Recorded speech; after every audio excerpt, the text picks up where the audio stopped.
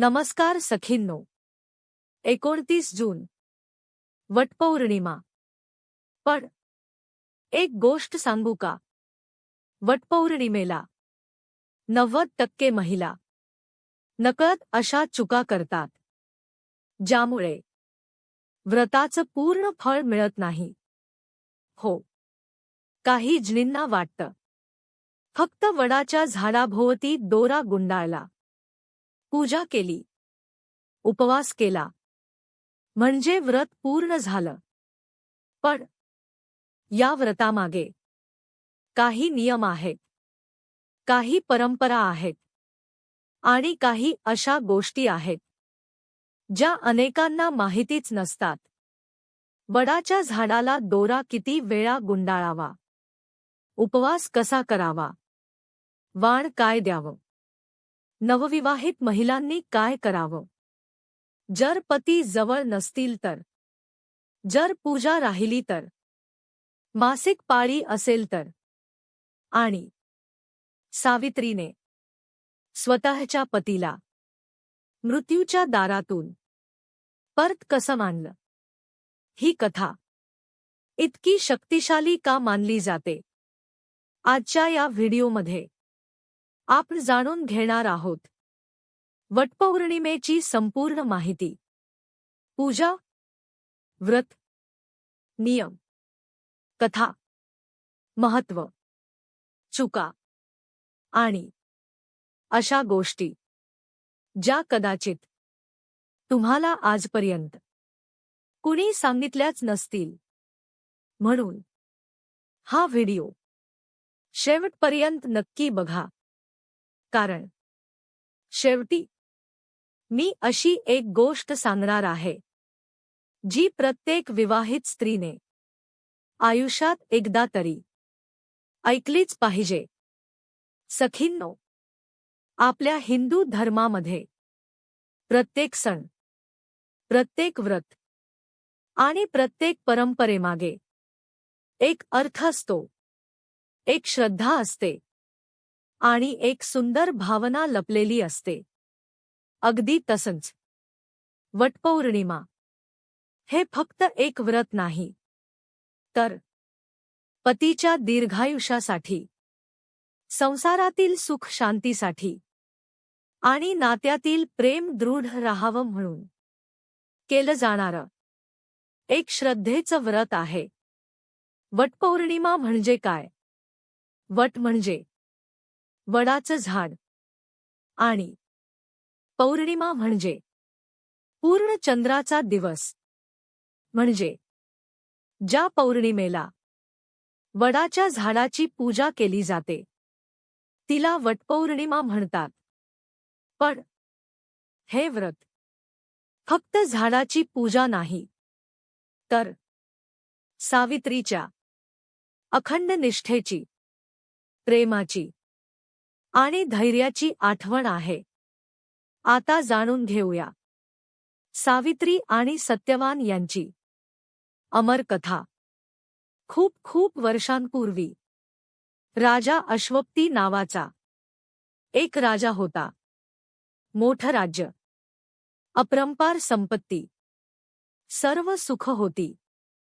पण एक दुःख होतं, त्यांना मूल नव्हतं. राजा आणि राणी रोज देवाची प्रार्थना करायचे आणि अनेक वर्षांनंतर त्यांच्या घरी एका सुंदर कन्येचा जन्म झाला. तिचं नाव होतं सावित्री. सावित्री फक्त सुंदर नव्हती, तर ती बुद्धिमान, धाडसी आणि अत्यंत संस्कारी होती. एक दिवस सावित्री स्वतःसाठी योग्य वर शोधण्यासाठी निघाली. अनेक राजकुमार पाहिले, मोठमोठी राज्य पाहिली, पण तिचं मन कुठेच रमलं नाही. आणि मग एका जंगलात तिला भेटला सत्यवान, साधा, प्रामाणिक, कर्तव्यनिष्ठ आणि आई वडिलांची सेवा करणारा युवक. सावित्रीने मनोमन निर्णय घेतला, मी याच्याशीच विवाह करेन.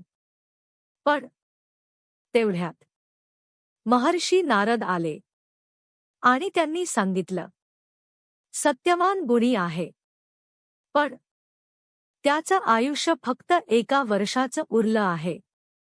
हे ऐकून राजा हादरले, राणी घाबरली. सगळ्यांनी सावित्रीला समजावलं, दुसरा वर निवड. पण सावित्री म्हणाली, एकदा ज्याला मनाने पती मानलं, तोच माझा पती. निर्णय बदलणार नाही. सावित्री आणि सत्यवान यांचा विवाह झाला. दोघं जंगलात राहू लागले. साधं जीवन, पण खूप प्रेम, खूप आपुलकी. संसार सुखात चालू होता. पण सावित्रीला नारदांची भविष्यवाणी आठवत होती. 1 वर्ष हळूहळू संपत होतं. आणि मग तो दिवस आला, ज्या दिवशी सत्यवानाच्या आयुष्याचा शेवटचा दिवस होता. सावित्रीने कठोर व्रत केलं, उपवास केला, प्रार्थना केली आणि सत्यवानाबरोबर जंगलात गेली. अचानक सत्यवानाच्या डोक्यात तीव्र वेदना सुरू झाल्या. तो सावित्रीच्या मांडीवर डोकं ठेवून झोपला आणि काही क्षणात त्याचा प्राण निघून गेला. तेवढ्यात तिथे प्रकट झाले यमराज, मृत्यूचे देव. सत्यवानाचा जीव घेण्यासाठी आले होते. पण सावित्री घाबरली नाही. ती यमराजांच्या मागे चालू लागली. यमराज म्हणाले, सावित्री, परत जा. पण सावित्री म्हणाली, पत्नीचं कर्तव्य पतीसोबत राहणं आहे. यमराज प्रभावित झाले आणि म्हणाले, माग एक वरदान. पण पतीचा जीव सोडून.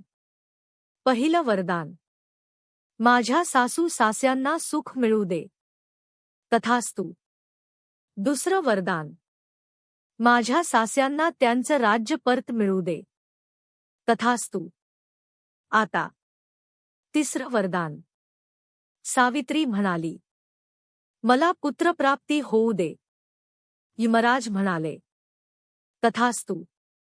पण काही अंतर गेल्यावर त्यांच्या लक्षात आलं, पुत्रप्राप्तीसाठी सत्यवान जिवंत असणं गरजेचं आहे.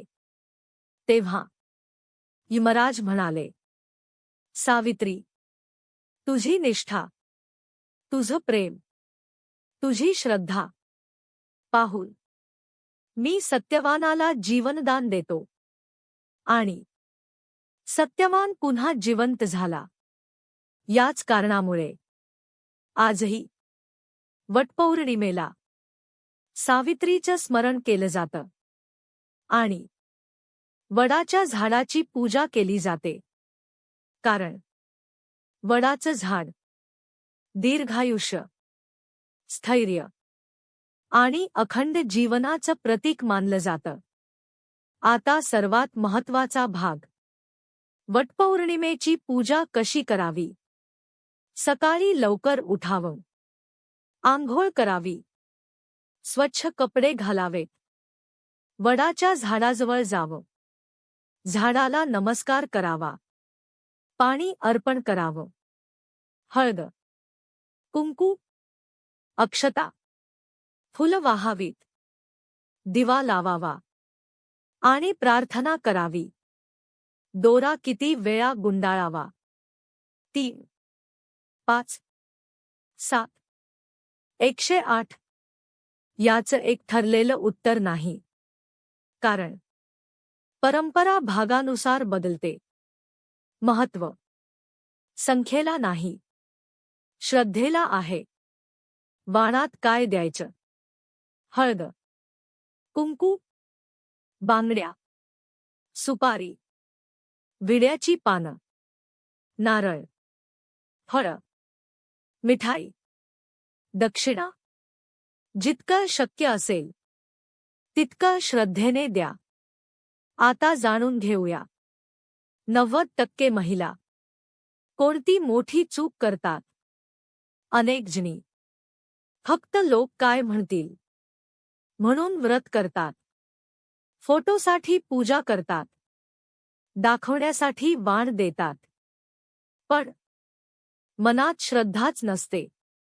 सखींनो, देवाला दिखावा नाही तर मनापासूनची भावना प्रिय असते. वटपौर्णिमेला काय करू नये? भीतीने व्रत करू नका. दुसऱ्यांशी तुलना करू नका. राग, भांडण, कटू बोलणं टाळा. आणि तब्येत खराब असेल तर जबरदस्ती उपवास करू नका.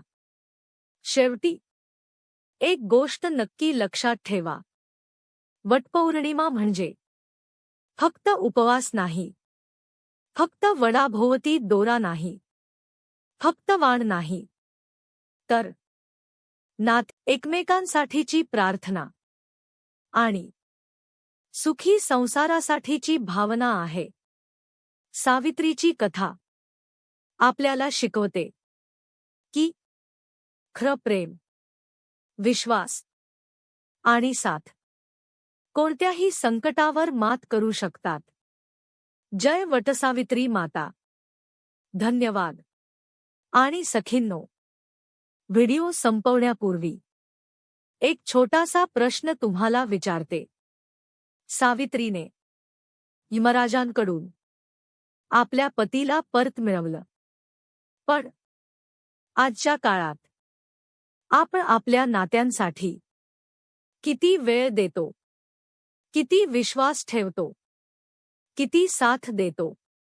कारण फक्त व्रत करून नातं मजबूत होत नाही, तर प्रेम, विश्वास, आदर आणि एकमेकांची साथ यामुळे नातं टिकतं.